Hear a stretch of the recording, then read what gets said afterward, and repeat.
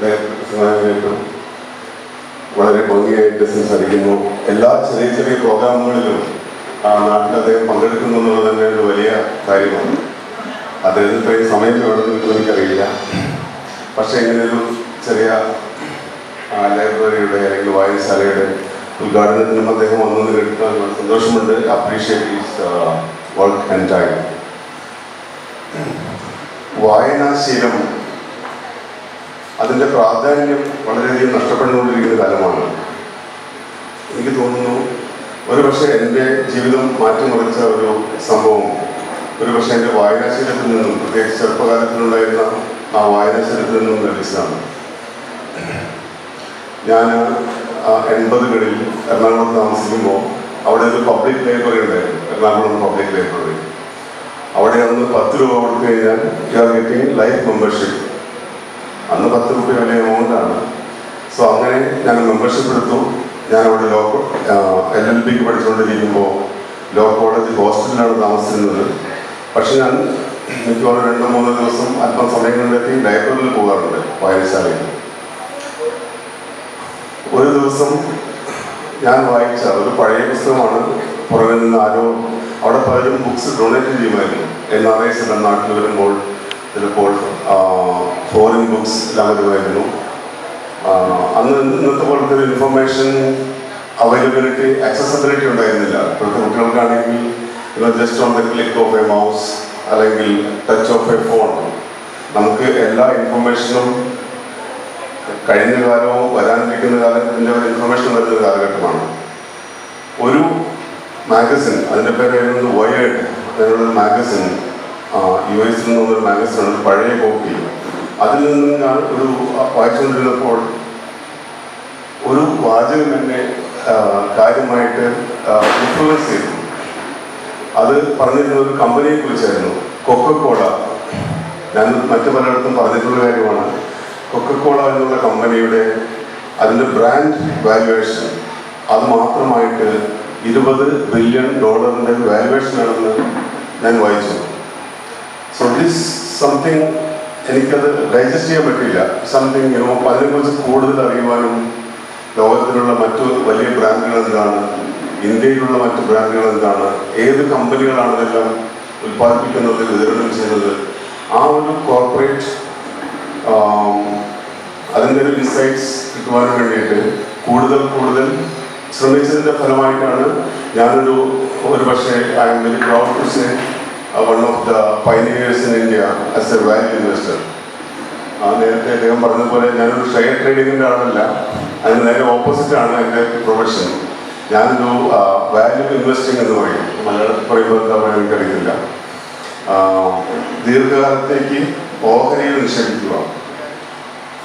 ഓഹരി എന്ന് പറയുന്നത് തന്നെ കമ്പനികളുടെ ഓണർഷിപ്പാണ്, ഉടമസ്ഥാവകാശം. അതിൻ്റെ ചെറിയ ചെറിയ പോർഷൻസാണ് നമ്മൾ ഓഹരി എന്ന് പറയുന്നത്. നമ്മൾ ഓഹരി നിക്ഷേപിക്കുമ്പോൾ ആ കമ്പനിയുടെ മുതലാളിയാവുകയാണ് ചെയ്യുന്നത്. 100 ഷെയർ ആയാലും 1,00,000 ഷെയർസ് ആയാലും ചിലർക്കെങ്കിലും അതിനോട് ഉപകാരപ്പെടുന്നതെന്ന് ഞാൻ പറയുന്നത്. സോ കമ്പനികളുടെ ഉടമസ്ഥാവകാശത്തിൽ പങ്കാളിയാവുക എന്നുള്ളതാണ് ഓഹരി നിക്ഷേപം കൊണ്ട് പറയുന്നത്. പക്ഷേ അൺഫോർച്ചുനേറ്റ്ലി കേരളത്തിലെല്ലാം കൂടുതൽ പേരും ആ ഒരു ഇൻവെസ്റ്റ്മെന്റ് അവന്യൂവിനെ ഒരു ചൂതാട്ടത്തിന് വേണ്ടി, ഗാംബ്ലിങ്ങിന് വേണ്ടി ഉപയോഗിക്കുന്നു. അതാണ് ഷെയർ ട്രേഡിങ്. അത് ചെയ്യരുത് എന്ന് പറയുന്ന ഒരാളാണ് ഞാൻ. ഒരുപക്ഷെ കഴിഞ്ഞ 25 വർഷമായിട്ട് ഞാൻ അതിനെക്കുറിച്ച് പലപ്പോഴും പറയാറുണ്ട്. പലരും പിന്നീട് വിളിച്ച് നന്ദി പറയാറുണ്ട്.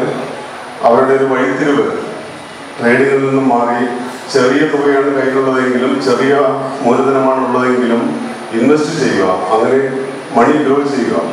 അതാണ് ഓഹരി നിക്ഷേപത്തിൻ്റെ പ്രത്യേകത. ഞാൻ പറഞ്ഞു വന്നത്, ആ വായനാശീലം കൊണ്ട് നമുക്ക് എപ്പോഴെങ്കിലും നമ്മുടെ ലൈഫ് തന്നെ മാറ്റിമറിക്കാവുന്ന ഐഡിയാസ് അങ്ങനെ ട്രിഗർ ആവാൻ സാധ്യതയുണ്ട് നമ്മുടെ ജീവിതത്തിൽ. അതുകൊണ്ട് ഒരുപക്ഷെ നമ്മൾ വാട്സപ്പ് പോലെയുള്ള കാര്യങ്ങളെല്ലാം, സോഷ്യൽ മീഡിയ നല്ലതാണ്, ഞാൻ മോശമാണെന്ന് ഒരിക്കലും പറയത്തില്ല. അതിനേക്കാളും ഉപരി ഒരു പുസ്തകം ഫിസിക്കലായിട്ട് എടുത്തത് വായിക്കുമ്പോഴുള്ളൊരു ഫീലിംഗ്, അത് നമ്മൾ അബ്സോർബ് ചെയ്യുന്ന ഒരു രീതി വളരെ വ്യത്യസ്തമാണ്. നമ്മൾ ഐ തിങ്ക് അത് വളരെ ഈ കാലഘട്ടത്തിൻ്റെ ആവശ്യമാണ്. പഴയ രീതിയിലുള്ള വായനാശീലം തിരിച്ചു കൊണ്ടുവരിക എന്നുള്ളത് വളരെ പ്രധാനപ്പെട്ടതാണ്. ലോകം അങ്ങനെ മാറും. പ്രത്യേകിച്ചും അങ്ങനെ ഒരു വിഷണറീസ് ആയിട്ടുള്ള കരിയർ കെട്ടിപ്പടുക്കുവാൻ താല്പര്യമുള്ളവർക്ക് അങ്ങനെ ഒരു കാലഘട്ടം വരും.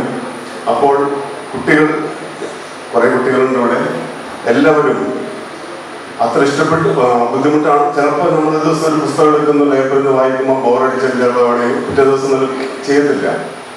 പിന്നെയും പിന്നെയും ശ്രമിക്കണം. സം പോയിന്റ് ഓഫ് ടൈം, എപ്പോഴെങ്കിലും ഒരു കാലത്ത് അല്ലെങ്കിൽ ഒരു സമയത്ത് നമുക്കതിൻ്റെ ഉപകാരം മനസ്സിലാവും. സോ വായനാശീലം എല്ലാവരും ചെയ്യും. ഒന്നുമില്ലെങ്കിൽ ഇവിടെ വന്നിട്ട് പുസ്തകങ്ങളെല്ലാം നോക്കിയിട്ട് ഒരു ബുക്ക് എടുത്തുകൊണ്ട് പോയി വീട്ടിൽ പോയി വായിക്കാം. അതിപ്പോൾ എങ്ങാനും നിങ്ങൾക്ക് ഇഷ്ടപ്പെടുന്നില്ല, ബോറടിക്കുകയാണെങ്കിൽ 2 ദിവസം കഴിയുമ്പോൾ തിരിച്ചു കൊണ്ട് കൊടുത്ത് വേറൊരു ബുക്ക് എടുക്കുക. അങ്ങനെ ചെയ്തുകൊണ്ടിരിക്കുമ്പോൾ ഞാനീ പറഞ്ഞ കാര്യം, എന്താ പറയുക, ഒരു ഇൻഫ്ലക്ഷൻ പോയിന്റ്, മലയാളത്തിൽ വാക്കുകളൊന്നും വരുന്നില്ല, അത് ട്രിഗർ ചെയ്യും. അങ്ങനെ ട്രിഗർ ചെയ്യുമ്പോൾ ഇറ്റ് ക്യാൻ ബി പവർഫുൾ. നമ്മുടെ ജീവിതം തന്നെ മാറ്റിമറിക്കാൻ പവർഫുൾ ആയിട്ടുള്ള ഐഡിയ ആയിരിക്കും വരുന്നത്.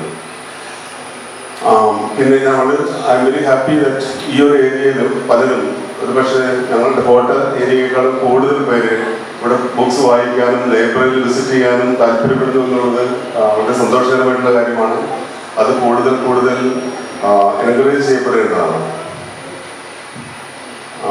Anyway, I'm happy. ഇതിനകത്ത് പലരും പലരെയും പോലെ പരിചയമില്ല. ഷാജുവാണ് എന്നെ വിളിക്കാറ്. ഇത്രയും ഇതിനകത്ത് ഇൻട്രസ്റ്റ് എടുത്തുകൊണ്ട് ഇങ്ങനെ ഒരു സ്ഥാപനം നടത്തിക്കൊണ്ടു പോകാനും പൊതുജനങ്ങൾക്ക് വേണ്ടി ചെയ്യുന്നതിന് അതിന് പുറകിലുള്ള എല്ലാവരെയും ഞാൻ അഭിനന്ദിക്കുകയാണ്. ഇത് കൂടുതലായിട്ട് മുന്നോട്ട് പോകട്ടെ.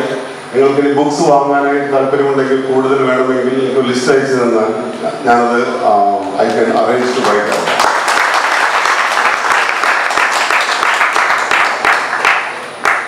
ഇവിടെ ലൈബ്രറിയിൽ വന്ന് ബുക്സ് എടുക്കുന്നവരായിരിക്കും കൈബുക്കാവോ? ജസ്റ്റ് ഫീൽ കിട്ടാൻ പോരാ.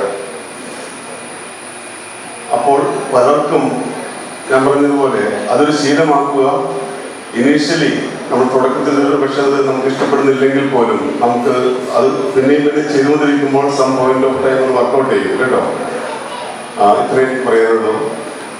ഇനി എന്താ പരിപാടി?